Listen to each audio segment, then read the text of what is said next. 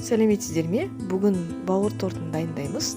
Ол үшін ең алдымен ұсақ бөліктерге бөлінген бауырды, пиязды және сарымсағымызды ет татқыштан өткізіп аламыз.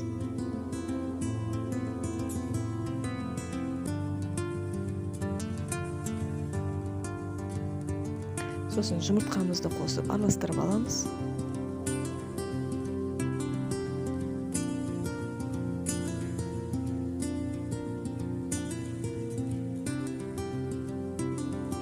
Тұз бен сүтімізді де қосып, қамырымызды әбден араластырамыз.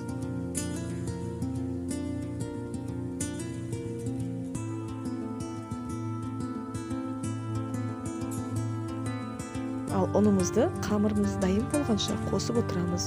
Яғни қамырымыз біздің қаймақ тәріздес болу керек, өте қою болмау керек, өте сұйық болмау керек. Бары болғаннан кейін майымызды құйып, дайын болған қамырымызды 5 минутқа қойып қоямыз.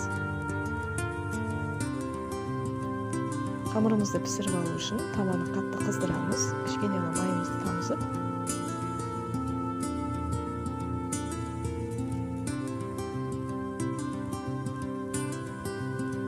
Қамырымыздың екі бөлігін 1-1,5 минуттай пісіреміз.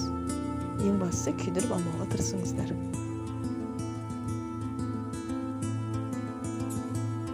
Бауыр тортымыздың салмасын дайындау үшін табамызға майымызды құйып, ұсақ бөліктерге туралған пиязымызды салып қуырып аламыз. Одан кейін үккіштен өткізілген сәбізімізді қуырамыз. 3 минуттай қуырып, дәміне қарай тұз бұрышын саламыз.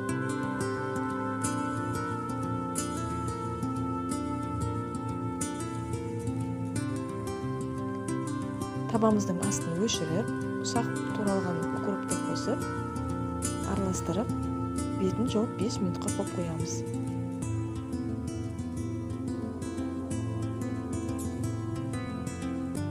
Енді бауыр тортын дайындайтын боламыз. Ең алдымен майонезімізді жұқалап жағамыз. Және 2 ас қасық дайындаған салмамызды саламыз. Әр бөлігін осылай дайындаймыз.